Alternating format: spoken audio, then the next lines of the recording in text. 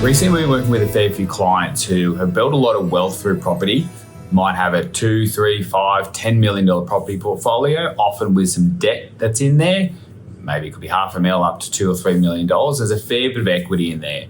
And they have that eye on retirement on the horizon, that they want to retire one day, but because they're carrying this debt, perhaps still working, cash flow can still be a bit clunky, and they're trying to figure out, how do I get from where I am today, wealthy on paper, asset rich, but perhaps not as cash flow rich?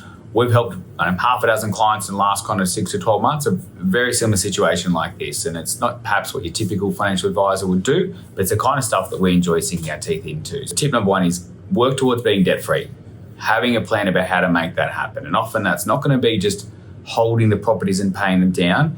It's likely going to be the case of we've got 5, 6, 7, 8 properties, perhaps even 10 or 20 properties. What needs to be sold to reduce this debt? And don't do that the day you're going to retire. Okay, I'll sell 3 that year and they'll all be gone. You want to spread that out, so start planning early. So one is debt free. Number 2, start planning early. Have a plan. How am I going to get from where I am today to where I need to be, or where I want to be? My best advice is we want to be starting this ideally 5 years before you want to retire. And even just be in a position to. So it's not wake up at 65 and saying, okay, now I'm thinking about getting ready to retire. I'm thinking we're doing this in our 50s, late 50s, to start to get that ready to start selling properties. If you're already in your 60s, this is definitely the time to be doing it. Let's get some things happening now. But having that plan then and planning, because for capital gains purposes, we're not going to be wanting to be selling lots of properties in 1 year. It's likely we're going to want to space them out over a number of years. For capital gains planning and contributions to super and things like that, we want to again be spacing that over a couple of years.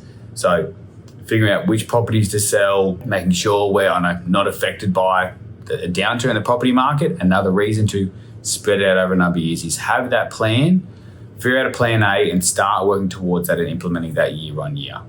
And number 3, using super to manage or reduce the tax. It's likely if you build up this wealthy property portfolio, there's going to be some big unrealized capital gains in that. So that's that fear of selling. If I sell, I'm going to have to pay tax. What does that impact? The good news is there's solutions that can help solve this. You may or may not have been putting much into super. And often a lot of the clients that we're working with recently, they haven't been putting as much into super. That's actually a blessing in disguise in this case, because they very much likely have what are called carry forward contributions. They've got lower balances, perhaps under 500,000. And that allows us, if they have a big capital gain, a $300,000 capital gain, by the time we halve it to 150, that gets split between a pair of partners at 75,000 each. They can probably roll a decent amount of that into super and drastically reduce, if not eliminate, the personal capital gains tax they're going to pay. So don't be afraid to use super as a way to reduce those capital gains.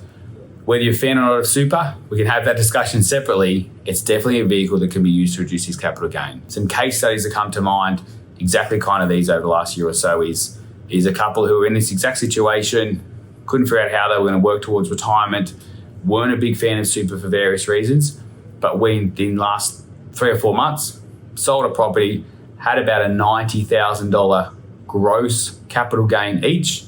They were able to roll $90,000 into super and reduce that personal tax. So they paid no personal capital gains tax because of the amount they roll into super. Inside of super, they had to pay 15% on that $90,000 that went in, but they could then just take that back out. They were over 60, they were retired. So effectively, we could use the super, put it in, reduce the tax, take it back out, and reduce some debt elimination. So often the fastest way is not sell the property, pay off the debt, sell the property, roll some into super.